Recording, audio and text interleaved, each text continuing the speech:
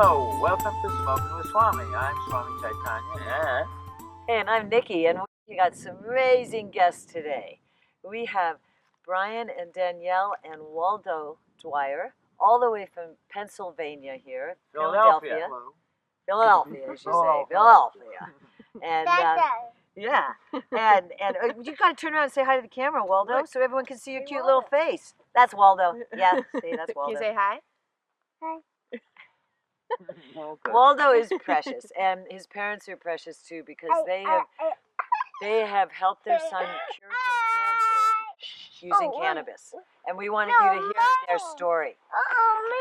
Okay, go ahead. Sit down. Okay, he's got his rock here, right? Waldo's got his rock. So anyway, the story starts in Philadelphia, where Brian had an amazing pizza parlor, but he's telling me that's kind of he's evolved beyond the pizza, but he still has the pizza tattooed on his back. Yeah, right? I'll always, I believe, embody the spirit of the pizza party, the togetherness that The And you had a pizza party. pizza museum or something.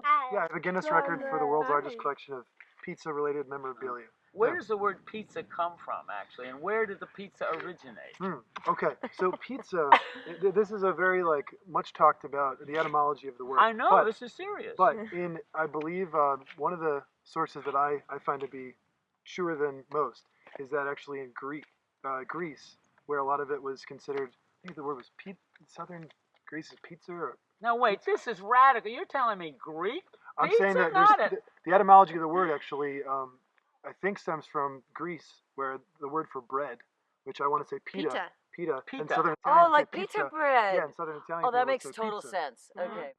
That's Okay, and just- then somehow you move from pizza to cannabis. I mean, pizza to Well, cannabis. Danielle and I ran the restaurant and lived above in Philadelphia, but when Waldo was 6 months old, he was diagnosed with a very rare form of eye cancer. Retinoblastoma. Yeah, bilateral retinoblastoma, about 200 cases a year. How does a little boy get that even? It's a genetic thing Mm. that I don't know if they can, I think they can detect it before birth, but mostly it's like if they know that you have the gene already. Like if you were, when see. you were a kid, you had the eye cancer. But they didn't know either of you had No, this. because we don't even know if we're carriers. We have to do more Interesting. testing, that kind of Right. thing. So but now he comes out and he's an extraordinarily large baby that kind of made the newspapers. 14 Yeah. pounds. You were enormous, and finally had the A 14-pound baby. Right? Do you get that? Yeah. Yeah, and Right. the surgeon and everyone in the hospital is totally blown away, right? And it was on April 4th, 2014. 4/14. 4/14. April 14th. Yeah, that was his birthday. 4/14. So there's something 14, magic a right from the 14-pound beginning. baby. Oh yeah. Yeah. And his name. Tell us his full name. Waldo James Mysterious Dwyer. Mysterious. He's a very mystical Yeah. boy. So then, how Yes. did you start noticing this cancer thing? Well, I saw every now and then. So like if you take a picture with the flash on, there's red in the pupils, right? Yeah. So with Waldo, instead of red, there would be white because it is Really? you could see through the pupil to the tumor, and it was showing that like reflection of the So it's a the tumor mass. inside the eyeball. Yes, it develops in the retina. Oh. Yeah. When he And was, so I would see, starting at 5 months, I would see like a little bit of like, oh, that was weird. Did you see that? No, like people that were hanging out. No, I didn't see that. And then as the weeks, like week later, it was like, oh no, I definitely saw that. And it was like a hollow, sort of like unsettling thing. And then he had a 6-month appointment.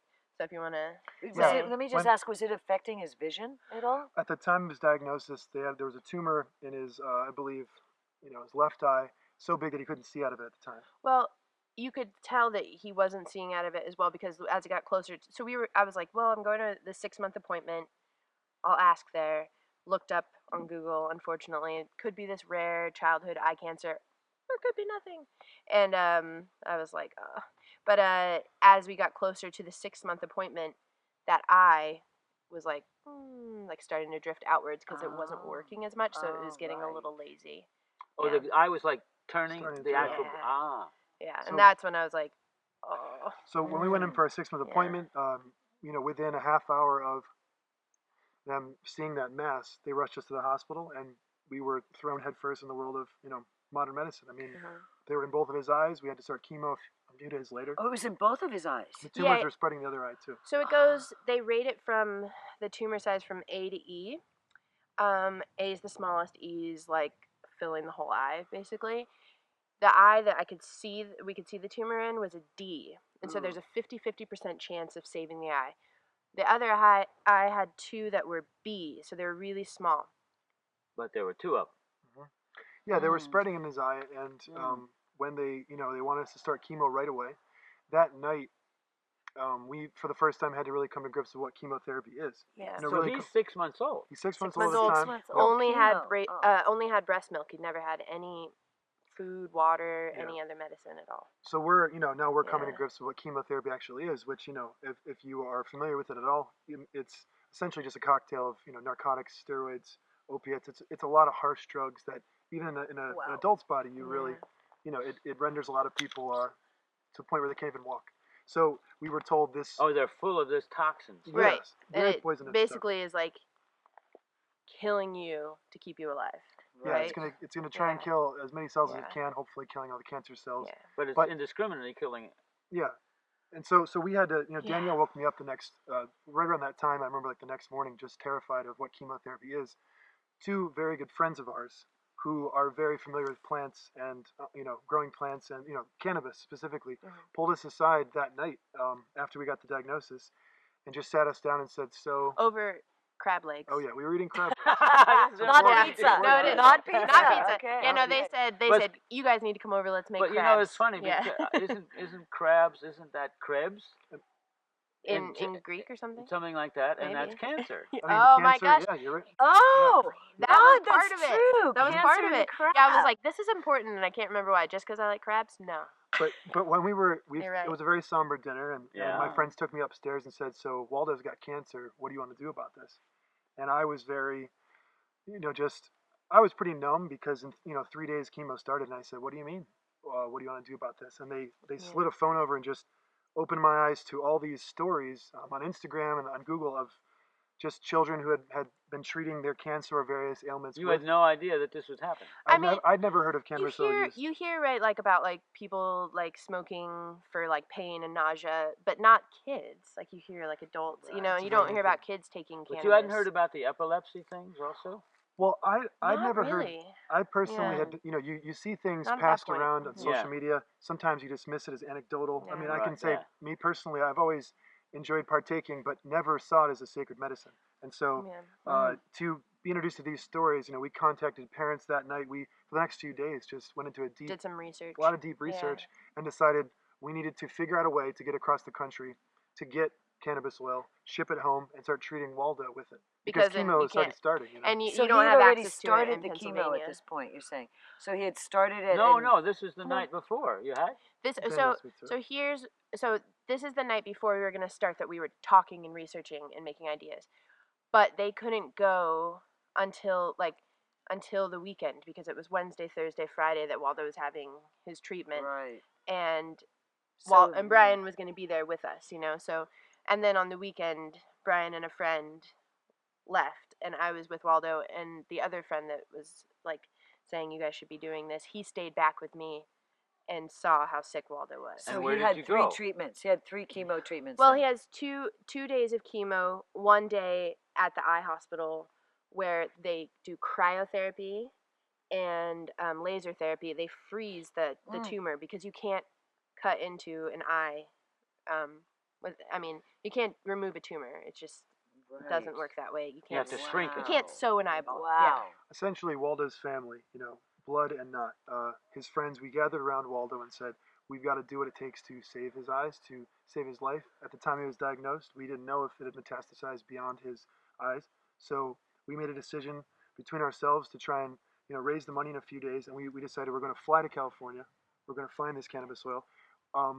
The friends who helped us, introduced us to this whole underground web of people, on Instagram that we were able to contact and explain the situation. And without any hesitation, the entire, the cannabis community that we were put in touch with, these craft cannabis growers, these people that are very intentional, right away just said, get here. Of course. We will get the medicine Yeah. to you. Let's figure this out. Wow. So our life from that Fantastic. point, we're still living inside the wake of that decision, I'd say. And then you because- raised money on GoFundMe or something. Well, right? so essentially, and we can get into the details. I'll let Danielle speak to it.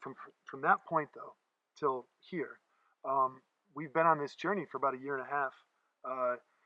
seeing, Waldo's, not only his eyes saved and he's tumor free, but the existential weight we carry from spending a year in a children's hospital and all sorts of hospitals, some of the best in the Western medicine world in Philadelphia. Watching children suffer, much worse than Waldo. I mean, we're, you have to understand, we're the lucky ones. We feel we're that 0.001. Can I fill in a little bit of that? Absolutely. If I could just finish the point of, we're here because our lives were changed and our son's life was saved from cannabis. So to be that welcomed in by the community and to realize the distinction between what life was like before cannabis oil and what it was after. It's we're humbled. That's what I was gonna say. I was gonna say is, so starting the chemo, we didn't have the oil yet, and then Brian left, and we only had the pharmaceuticals. So he's gonna have nausea. Give him this. Has to be every 12 hours. Even if he was sleeping, I had to wake him up if he finally fell asleep and make him take this bubblegum flavored stuff. And it was like a whole syringe, and he would just cough it up, and it was not helping, And then he was constipated from that, and he was in pain from this, and I was supposed to give him Tylenol with codeine, and I wouldn't even want to take Tylenol with codeine, so I was like, oh my gosh. So I was giving him these things that I didn't want to, and it was so many, and then he was still throwing up. He was throwing up less. And then so when Brian came back from California with a friend, and they added the oil to the coconut oil. What's the exact oil that you did? It's ACDC. From ACDC. Yeah. And it's like a Simpson oil? Is that what it's from? No, Matt Rise actually. Matt Rise. And so it's a full extraction of ACDC. And ACD is a high CBD ratio 20 to 1. plant. Yeah. 3 to 1? 20 to 1. Oh, yeah.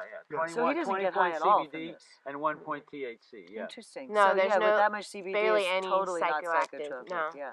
But it needs that tiny little bit of THC to activate it. Yeah. That's what they call the agonist, the one that says, okay, we're going to further this action, right? And you need that little bit of THC. And so for people saying the THC is not medical, it's kind of ridiculous. It's all about all working together. Because the plant works together.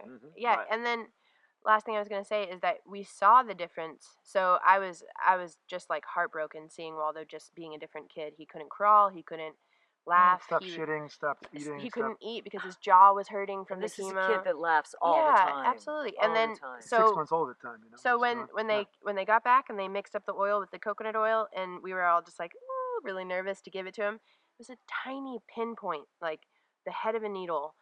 Put it on his tongue, and he sucked it off our fingers. We were like, I hope he got it. It was so small. And then he was writhing on the floor. An hour later, he was pooped his diaper because he was so constipated. Awesome. And he was trying to eat, and then he was crawling, and he was so happy, and he was back to normal. The next morning when I was at work, downstairs at the pizza shop, I came upstairs to just the sound of our whole family laughing. Waldo's uncles, Larry and Mike. Oh, yeah. All of us. He was laughing. He had shriveled up, and he had. So how much was he weighing now from starting at 14? Well, around this time, I think he was about 25 pounds. But in that 6 months old. just that 1 week of chemo, and I really want to stress this, just that 1 week of chemo, we watched our son, who was very, very healthy and very bubbly, start to, disappear. And to shrink, and to have that sense of tangible hope, to actually come home and see it, it was nearly instantaneous, the change. And from that point, we said, well, how, if we didn't know, we assumed it would help with nausea, but we had no idea all the different medical benefits and the things that would help Waldo and how he would be affected through the next year and a half. That's why, and to bring it to the current moment, that GoFundMe you spoke of, we went public with this story. About Waldo a few months ago, on April 20th, actually. But wait, let me just go back 1 second. How long did he do the chemotherapy for? 6 months. Well, 6 months of steady chemo. 6 months, and then he had to do while doing the form oil at later. the same time. Yes, he's been taking. But the doctors never knew about it. No, because it wasn't legal at the time. Now they've passed a bill where you can have the oil, actually. So here you are in this hospital watching other children with similar issues, in pain, feeling horrible, and you cannot tell the doctors, I have something that could help these children, because I don't even. That's a whole other conversation. So upsetting. We had also seen other families that had gone before us and came out public, and the things that they went through, and we were just like, maybe for the sake of Waldo. No, you had to wait until he was better. I totally get that. I totally. And also because a lot of the stories you hear are typically in states where it's a kind of a gray zone or it is legal, in Pennsylvania at the time, totally not legal. Yeah. And It was decriminalized, but not legal. Yeah, and so to have to jump through all these hoops based on a zip code, to realize that there are stories that are real, where children are helped, and then to come back to Philly and realize this is something we have to sneak into the hospital, we have to hide from our doctors. No one can know because of if they found out, they'd want to take Waldo from us. Child Protection Services, like we said, or even just take the oil. That was so like if it was far fetched for them to take him from us, we were like, we can't have them take the oil. We need this. When it becomes normal to what they wanted to give him, which was morphine and just bags and bags of clear liquids, to go from those 15-hour days where you're watching children just puking their guts out, heads shaved, missing half their brain, like really, really visceral stuff. When you're around that and you carry that, and then your son changes, and you have this secret that you can bring into the hospital. Ace up your sleeve. It was so it was at once we were very grateful, but we were also, when we started to share the stories, we said like something has got to change. This is because again in Philadelphia on the East Coast, it's a ghost town by way of this conversation. So we feel the need to share it from that side of the country too. We actually have this. We're very politically involved now in trying to liberate cannabis from the clutches of the people who are trying to say. So part of it is the idea that this is truly a medicine that can help many, many, many things. And there are now thousands and thousands of anecdotal evidence that says, yes, this really works. And yet at the same time, you have the government, the Department of Food and Drug, whatever, they just came out and said it still has no medical thing. And I really want to ask, what kind of a government denies the best medicine to its people, to its children? And makes the parents who are trying to take care of their child and cure their child feel guilty and sneak around and hide and all these sort of things. This is a government issue where people die because they don't get cannabis. They don't die from cannabis. They don't die from an overdose of cannabis. That's never, ever happened. People die in this country because the government refuses to let them have the one thing that's actually helping. That's helping and in fact saving their life. So talk to your congressman, talk to anybody else. Get these people to know this is the most important medicine we can have today in this country for anyone who needs it. On this planet. And you must understand, we're not wagging a finger at any particular system in place. That's been done, and that isn't very productive. What we're saying is there is this sacred medicine, this other tool in the toolbox that people are refusing to acknowledge as a tool. And I like this sacred that you say that. This is truly. People have known about this medicine for 15,000 years. And it's been used with reverence and honor, and we want to bring that back into the way cannabis is used.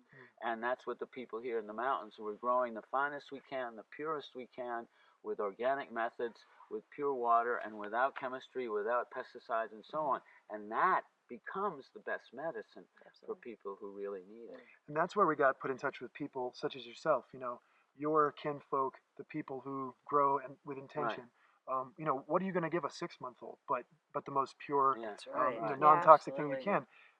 Unlike what was being given to us in bags that we took home. You guys and the plants you grow, that's...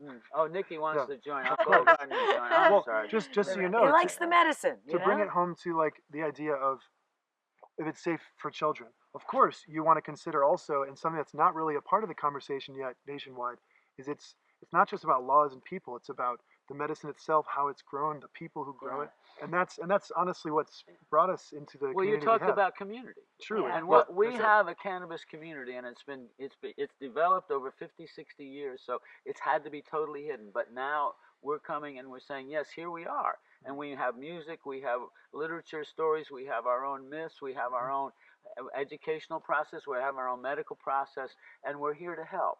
We're here to help with anyone who really needs it. Well, and speaking of community, now I want to hear about the GoFundMe thing. So to bring some hope to this, we're making a documentary about it called Waldo on Weed. We went public a few months ago. We raised some money to make a documentary. We're still making it, but we're going to share that story. WaldoOnWeed.org. Waldo on Weed. Thank you. This story is so amazing. And thank you for bringing Waldo to us. Waldo. Where's that Waldo? Waldo! Where's Waldo? Waldo! We found him. Come on, we got to see Waldo one more time. We'll give him his medicine. Come here, man. Oh, yeah, they have to give Waldo his daily medicine here. Okay. It's really hard to give. He's been taking it every day since 5 months old. He takes it still. You just have to make sure he takes it. Here you go, Wal. Tipu wants some. He likes it. Okay. That's it. Say bye, Waldo. Bye.